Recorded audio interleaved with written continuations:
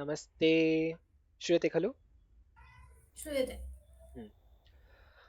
अद्य षष्ठतमः प्रसङ्गः। प्रथमं चित्रस्य वर्णनं कुरु। तदनन्तरं नमितायाः निमित्ताः अद्य श्रीमती नमितायाः माता आगमिष्यति। तस्याः नाम किं? महोदय? वीणा नागराज। वीणा महोदय। अस्तु। तदनन्तरं अग्रे किं भविष्यति? आम्, शब्दस्य उपयोगं कुरु। अन्तिमे मार्जालस्य मुखं दृष्टं, परन्तु अद्य अहं विलम्बेन आरम्भं किमर्थ अहं विलम्बेन आरम्भं कृतवान्, अतः यदि समयः नास्ति चेत् तद्वयं निष्कासयामः। अस्तु। नमस्ते सीमा महोदय, कथमस्ति भवती? नमस्ते महोदय, क्षम्यतां विलम्बेन आगतवती। न न, अहं विलम्बेन आगतवान् महोदय। एवं वा? आम्। अस्तु। उत्तमम्। अद्य पञ्च चित्राणि सन्ति, परन्तु चत्वारः जनाः एव। कः प्रथमं गन्तुम् इच्छति?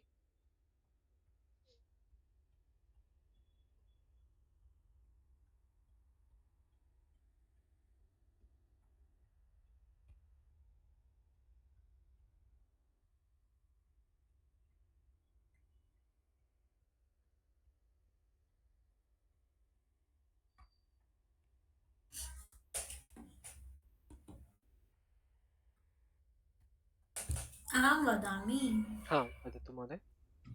अहं तृतीयचित्रस्य उपरि वदामि। अस्तु। एतत् चित्रम् एकः विज्ञापनः अस्ति। हम्म। आम्, आ, करी पौडर्। क- करी पौडर् अस्मिन् how to say. Curry powder कथं वक्तव्यं वा? चूर्ण। एकनिमिषम्। हा, चूर्ण, चूर्णः। परन्तु करी इत्युक्ते किम्?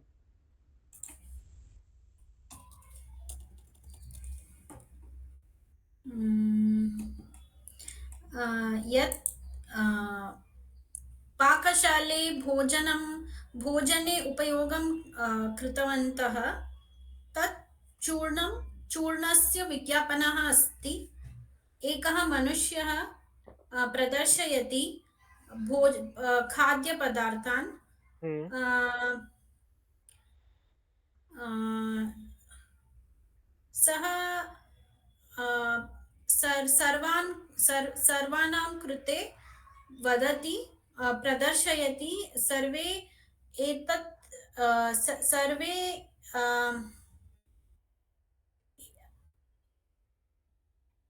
एषां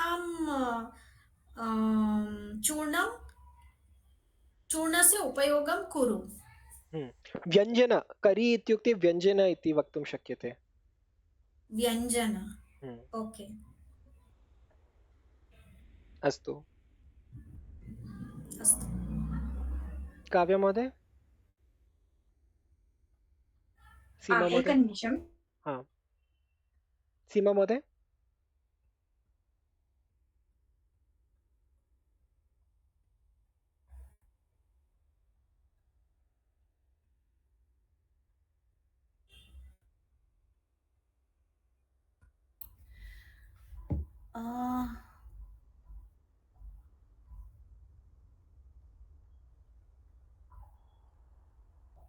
एकनिमिषः। हम्म।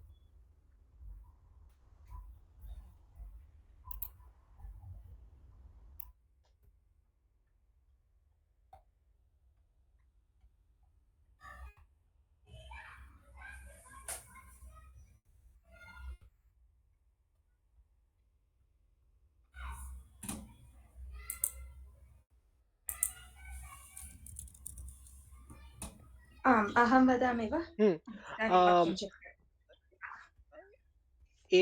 एतत् बीवर् इति अहं चिन्तयामि, नो चेत् ऑटर इत्युक्ते जलाखु इति वक्तुं शक्यते।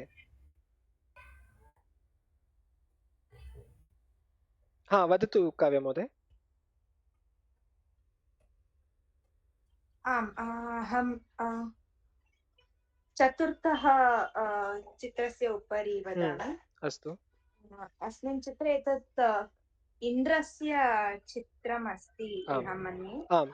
अत्र इन्द्रः तस्य वाहनस्य उपरि उपविशन् अस्ति। सः तस्य देहस्य उपरि सहस्रनेत्राणि अपि सन्ति।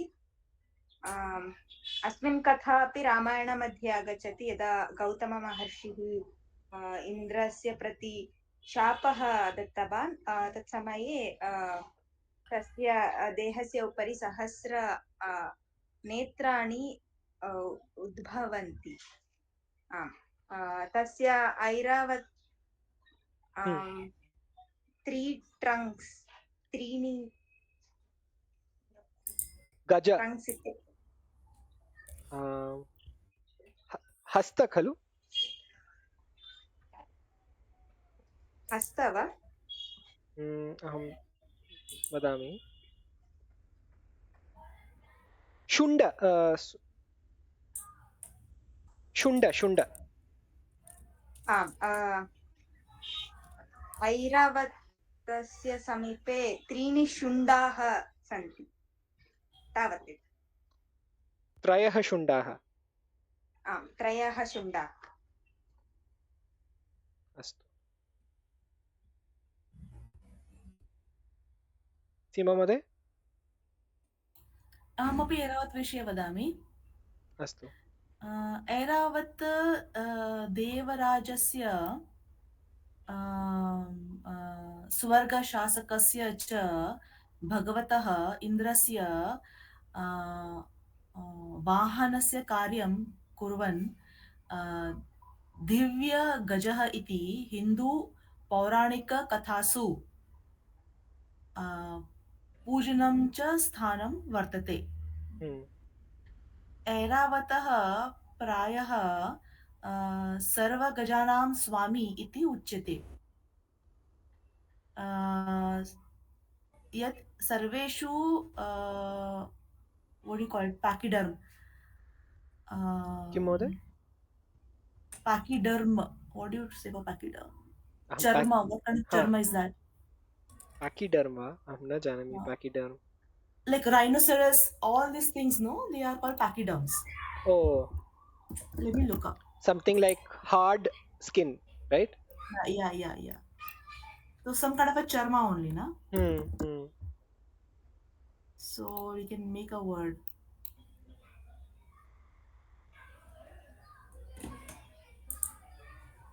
Ruksha charma, we can say. Okay. Ruksha is hard. Or drid. Ruksha sounds better, actually. Ruksha is better.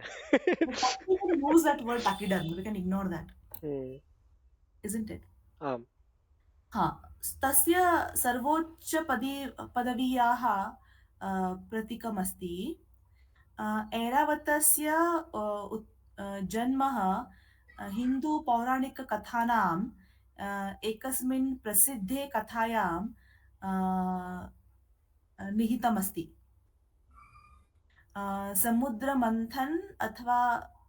समुद्रमन्थने तस्य उल्लेखमस्ति। समुद्रगहनात् अमृतस्य प्राप्तार्थं देवानाम् असुराणां च ब्रह्माण्डीय सहकार्यम् आसीत्। अस्मिन् घटने समुद्रात् दिव्यगजः ऐरावतः सहितः विविधाः आकाशजीवाः निधयः च उद्भूताः। तावदेव। धन्योऽस्मि महोदय। अहं द्वितीयचित्रं चिनोमि। अत्र त्रयः सूतेन्द्राः दृश्यन्ते. सूतेन्द्र इत्युक्ते बीवर् इति अहं स्वीकरोमि. अथवा ऑटर, यदि एते ऑटर इत्युक्ते जलाकु इति वक्तुं शक्यते. सूतेन्द्राः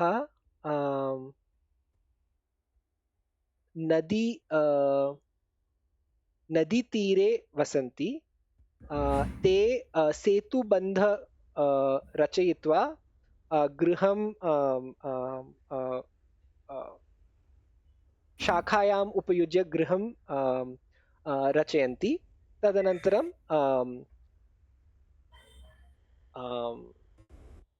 वसन्ति स्म, नाट् स्म, वसन्ति. अत्र बहु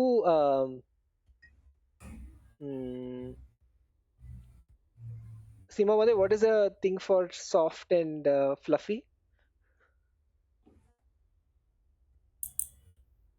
मृदाः, मृदु. Mrudu and fluffy, I have to check.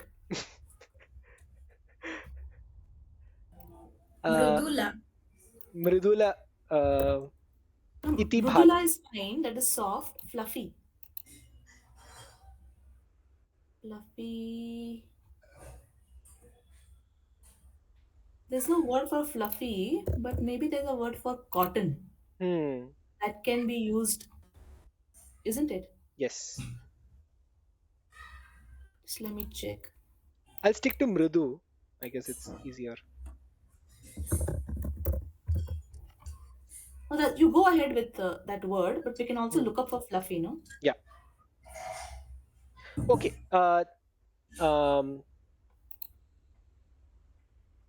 तेषां लोमचर्म बहु मृदु इति दृश्यते. अहं आलिङ्गनं कर्तुम् इच्छामि. तावदेव. सीमा महोदय, अहम् अग्रे गच्छामि. कृपया वदतु अन्यशब्द किम् इति. पुनः वदतु. अहम् उक्तवान् तेषां लोमचर्म बहु मृदु इति भाति. अतः अहम् आलिङ्गनं कर्तुम् इच्छामि. Really? अस्तु, नमितायाः निमित्ताः महोदय. अहम् आह्वयामि. अस्तु.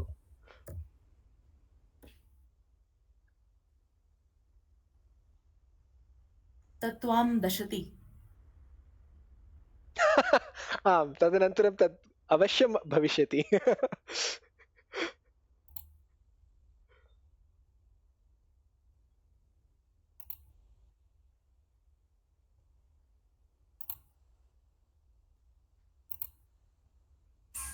द्वे निमिषे सा आगमिष्यति. सा पाकशाले अस्ति. अस्तु, तर्हि वयं अन्य अविशिष्टाः अन्य कोऽपि यदि प्रयासं कर्तुम् इच्छति चेत् प्रयासं कुर्मः.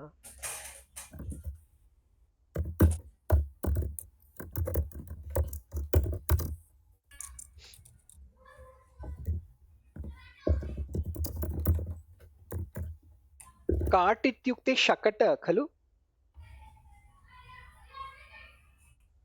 Yeah. Fluffy, I'm getting the term mrudu only. मृदु एव. अस्तु. I'm not getting a भिन्नं पदं तु नास्ति लभ्यते कुत्रापि. अस्तु. बुलक् कार्ट् इत्युक्ते किम्? काट् इत्युक्ते शकट.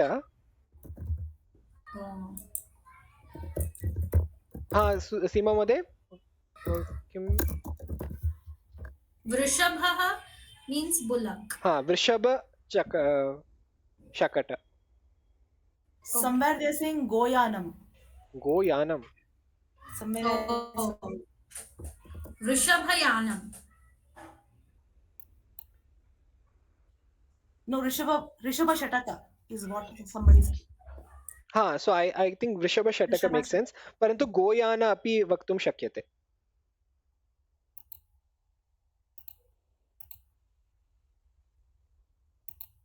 वदतु महोदय।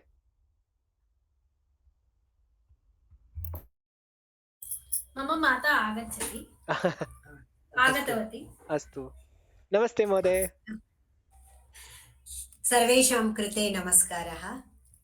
एकवारं सर्वे मिलितवन्तः, अतः परिचयः अस्ति मम कृते।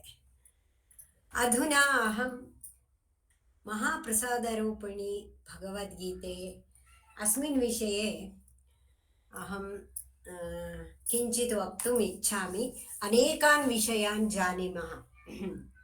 प्रथमस्तु कृष्णस्य स्तुतिः। श्रीकृष्ण गोविन्द हरे मुरारे, हे नाथ नारायण वासुदेव। श्रीकृष्ण गोविन्द हरे मुरारे, हे नाथ नारायण वासुदेव। श्रीमद्भगवद्गीता अर्थः कः इति जानीमः।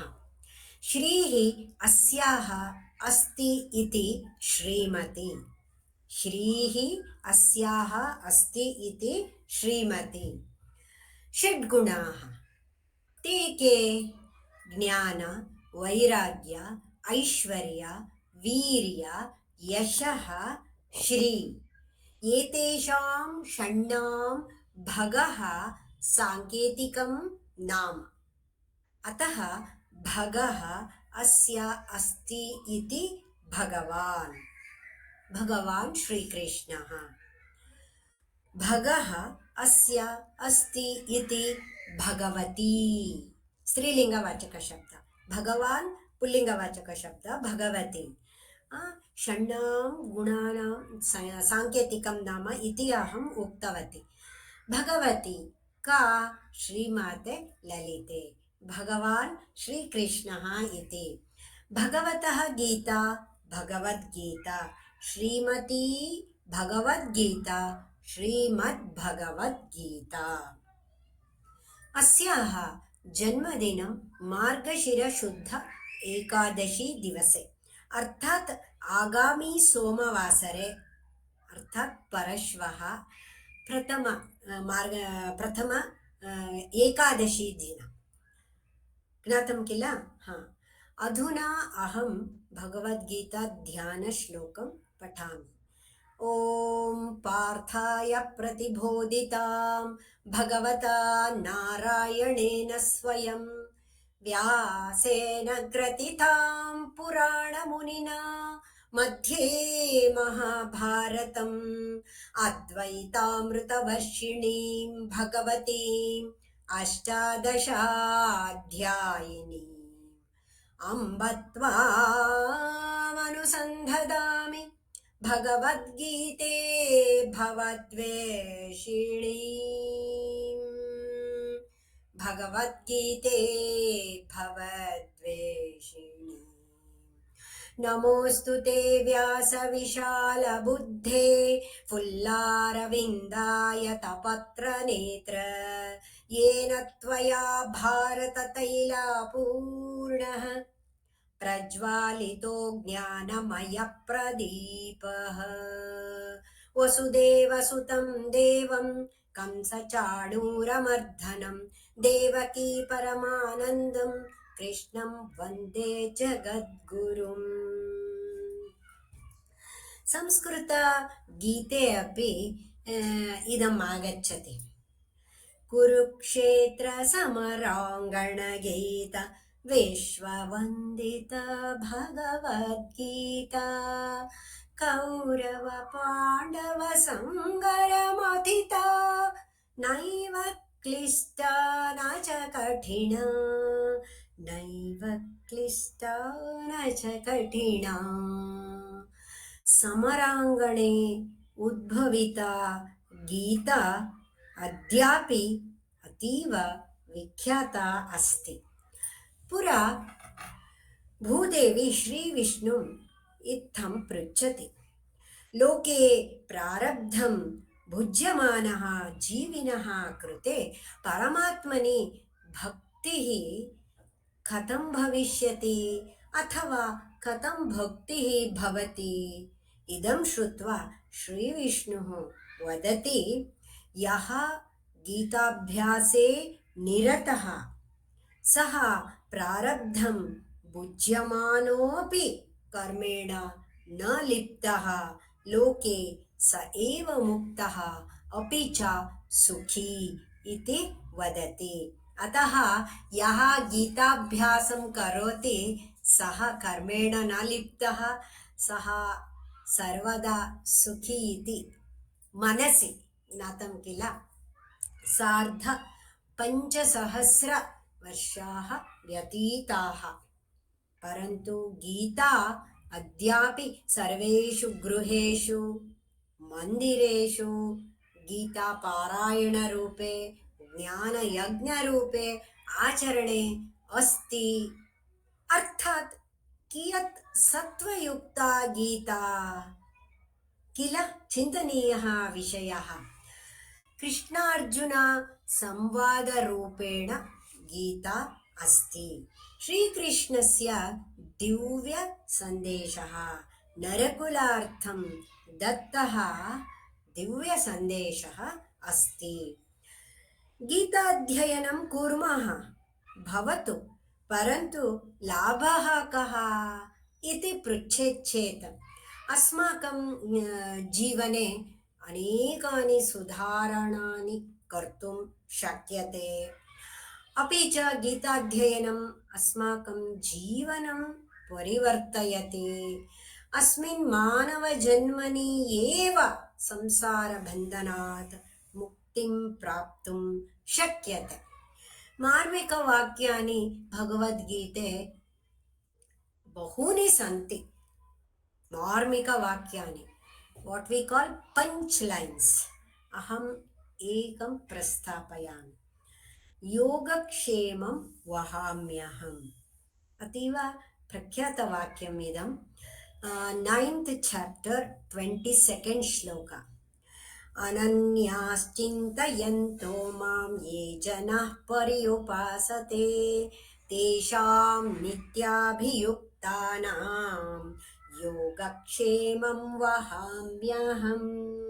अर्थः, ये अनन्यप्रेमी भक्ताः अथवा भक्तजनाः मां निरन्तरं चिन्तनं कुर्वन्ति, अपि च निष्कामभावेन मां भजन्ति, तेषां योगक्षेमम् अहमेव करोमि।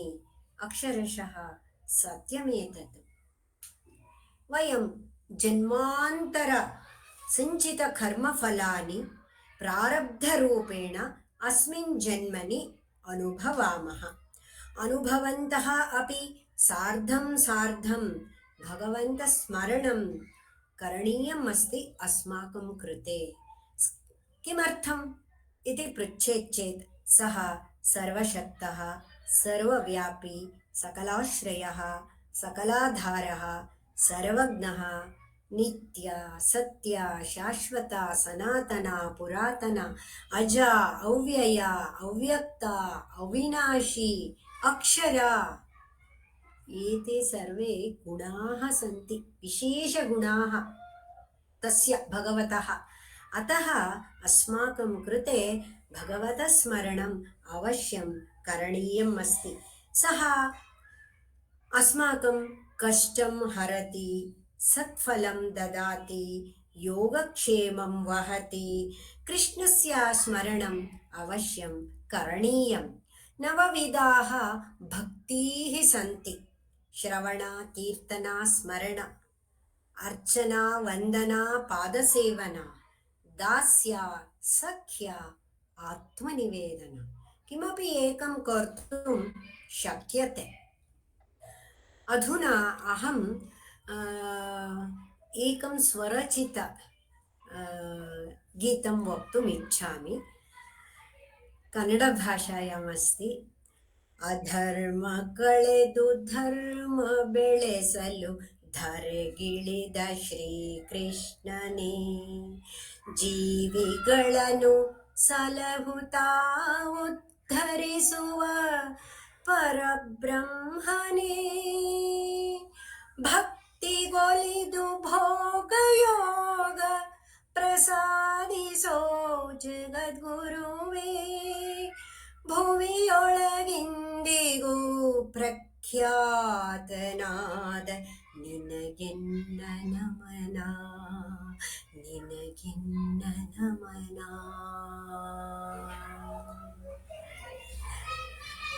ಧರ್ಮ ಸಂಸ್ಥಾಪಯಿತುಮೇವ ಭಗವತಃ ಅವತಾರः ಭವಿಷ್ಯತಿ अतः समाप्ति कर्तुम् इच्छामि यत्र योगेश्वर कृष्णः यत्र पार्थो धनुर्धरः तत्र श्रीर्विजयो भूतिः ध्रुवा नीतिर्मतिर्मम वक्तुं सुदीर्घमस्ति परन्तु लघुरूपेण अहं किञ्चित् उक्तवती सर्वेषां कृते अतीव रुचिकरः आसीत् इति अहं मन्ये अवकाशं दत्तः अतः अहम् अतीव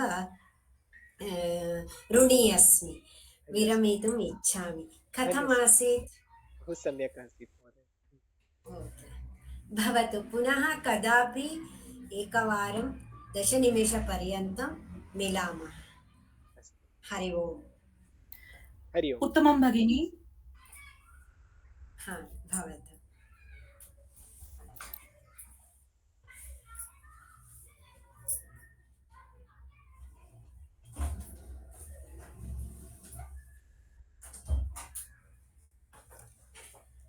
नमस्ते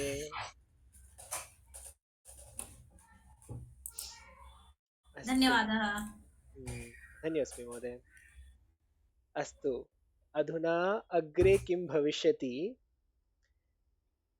वास्तविकतया एतत् वयं पूर्वमेव यत् कथा दृष्टवन्तः तद् अहं किञ्चित् बृहत् करिष्यामि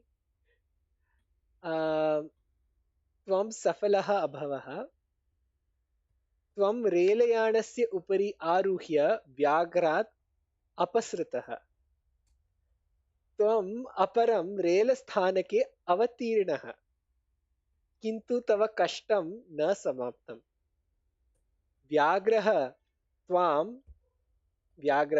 त्वां रेलस्थानकं पर्यन्तम् अनुसृतः त्वं केषुचित् अन्येषु सह प्रकोष्ठे गुप्तः अभव अग्रे किं भविष्यति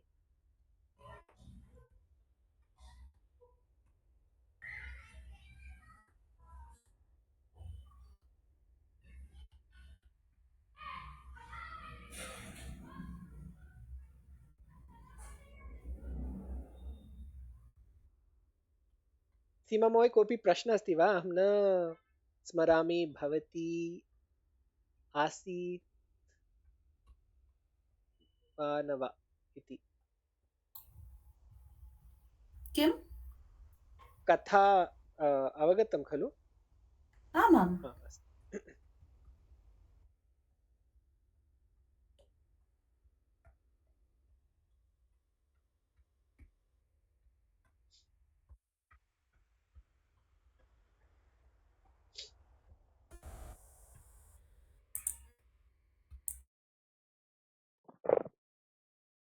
काव्य महोदय निद्रा अहं न स्वीकरोमि उत्तरं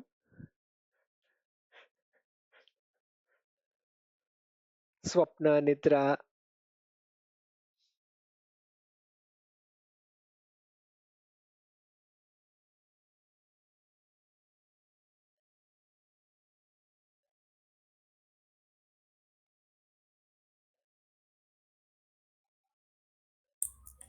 अहं वदामि अहं ट्रै करोमि प्रयासं करोतु महोदय अहं केषुचित् अन्येषु अन्यजनाः अपि अपि सन्ति सन्ति हा खलु अस्तु अस्तु आम् उपरि प्रकोष्ठे उपरि प्रकोष्ठे उपरि अन्ते अपि अत्र द्रष्टुं शक्यते। ओहो ओके ओके अहम् अन्येषु जनेषु एकं मनुष्यं पुष् करोमि पुष् करोमि पुष् इत्युक्ते पुष् करोमि सः अधे पतति तदनन्तरे व्याघ्रः तं खादति सन्तुष्टः भवति तदनन्तरे अहं गृहं गच्छामि वराका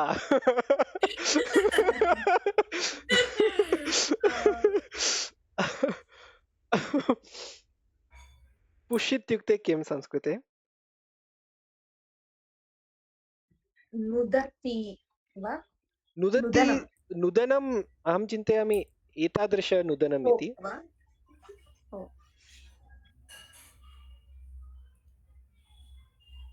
घट्टन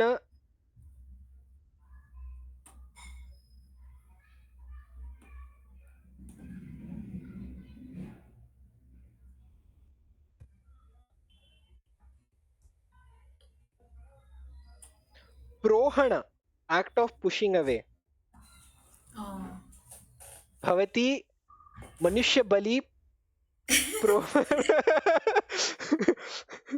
दत्तवती प्रोहणं कृत्वा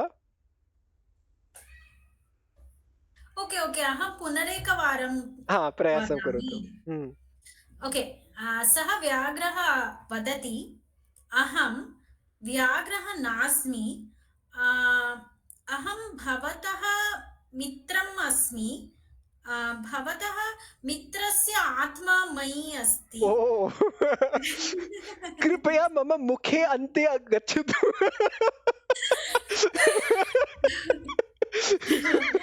तदनन्तरे अहं व्याघ्रस्य मित्रं फ्रेंडशिप वर्धयति। तेन सह अहं गच्छामि मैत्रित्वं मैत्रित्वं वर्धयति अहं तेन सह गच्छामि आरोह्य वा तस्य उपरि सिम्प्ली अहं चलामि अहं गच्छामि आरोह्य अपि गच्छतु महोदय देवी रूपेण अहं व्याघ्रं डोमेस्टिकेट् करोमि परन्तु तत् पूर्वमेव वदति खलु अहं मित्रमेव परन्तु अन्यजनाः भयभीतः भवन्ति खलु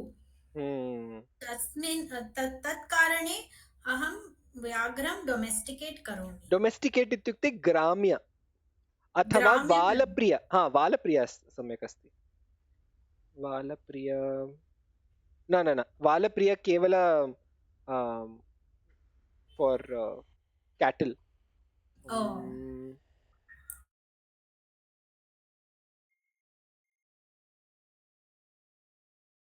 ग्राम्य करोतु ग्राम्यम् ओके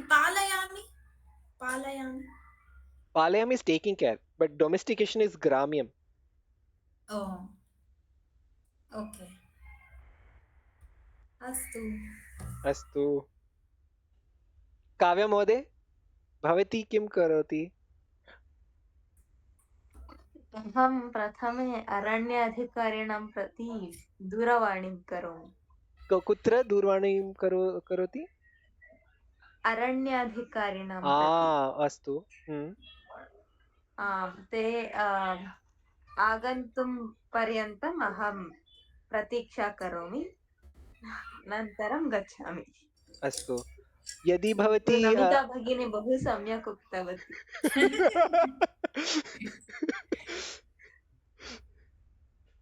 सीमा महोदय आम् भवत्याः उपायः यदा अहं कक्षे गुप्तः आसं तदा मम दूरभाषिणी ध्वनिम् अकरोत् ततः सिंहः व्याघ्रः सतर्कः जातः। ओ एवं कक्षात् बहिः आगच्छत्। ओ सः परितः घ्राणं कृत्वा गर्जनं च कृतवान्। ओ प्लाट्फार्मस्य there is no word for it I think. अन्यपार्श्वात् हम्म, ऑपोजिट साइड अन्यपार्श्वात् अनेकाः सहायतां कुर्वन्तः अपि चित्राणि गृहीतम् आसन्। चित्राणि गृहीतम् Instead of helping, they were taking photos. ओ प्लाट्फार्मस्य अन्यपार्श्वात् अनेकाः सहायतां कुर्वन्तः अपि चित्राणि गृह्णन्तः आसन्। हम्म, पशुनियन्त्रणविभागस्य एनिमल् कंट्रोल डिपार्टमेंट पशुनियन्त्रणविभागस्य अधिकारिणः आगत्य हम्म, सिंहम् अचेतनं कृतवन्तः। सम्यक् महोदय। तावदेव। अत्रापि कोऽपि बली नास्ति खलु? न, न। अस्तु, अग्रे गच्छामः। शब्दस्य उपयोगं कुरु। शब्दः अस्ति निनाद। यथा शङ्खं निनादयति। निनादयति इत्युक्ते to proclaim, announce, declare loudly, to make known by sound.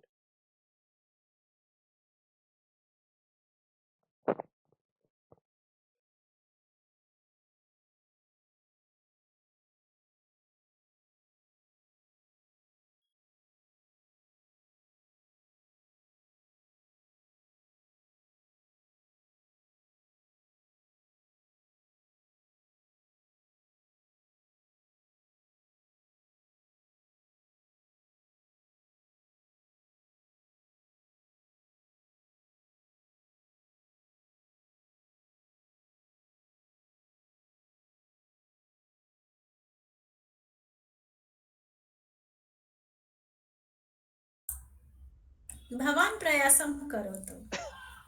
अस्तु, अहं निनादयामि। नमिता महोदया एव दोषः एव बलि दत्तवती रेल स्थानके।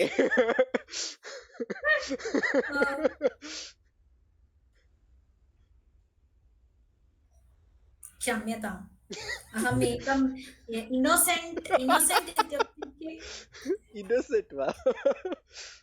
इनोसेंट मनुष्यं निर्दोषः निर्दोषः। मनुष्यस्य बलिं दत्तवती। कृतवती। निष्पाप मनुष्यस्य कृते निष्पाप मनुष्यस्य वञ्चना कृतवती।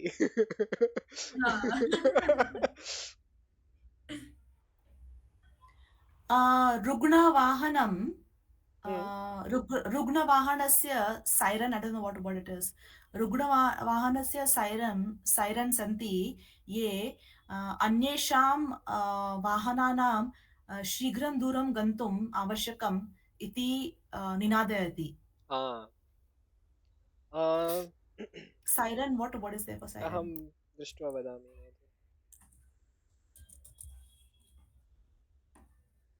घोषयन्त्र। घोषयकार वा?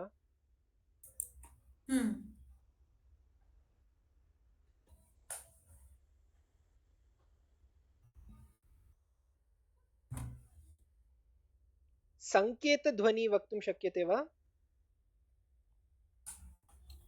सम्यक् एव श्रूयते, किन्तु उपयोगनार्थं बहु भयध्वनि। भयध्वनि। नो आप्ट् इव न दृश्यते। किमर्थम् इत्युक्ते अलार्म् इत्युक्ते संकेतध्वनि इति अस्ति।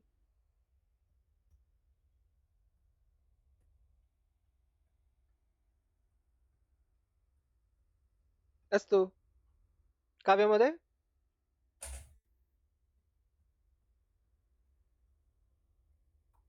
आम्,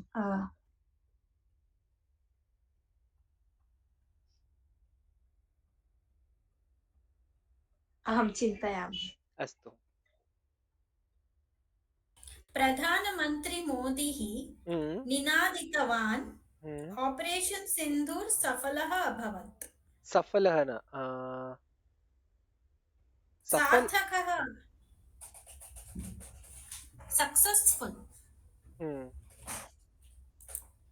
सफलम सफलम् सफलम् अभवत्।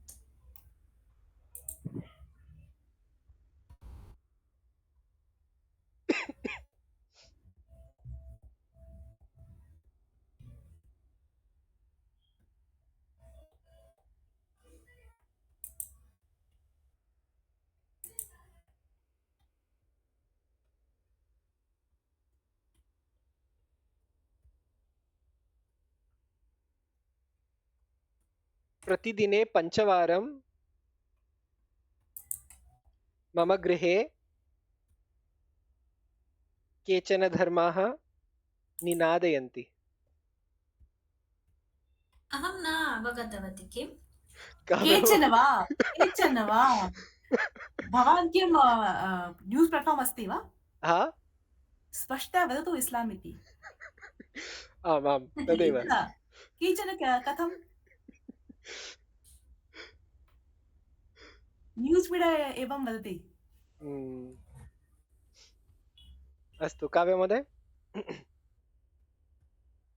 मम गृहस्य समीपे अपि तत् निनादम् आगच्छति, अहं न इच्छामि।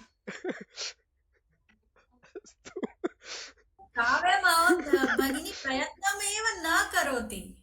सा जानाति यदि प्रयत्नं करिष्यति चेत् सम्यक् एव भविष्यति इति, अतः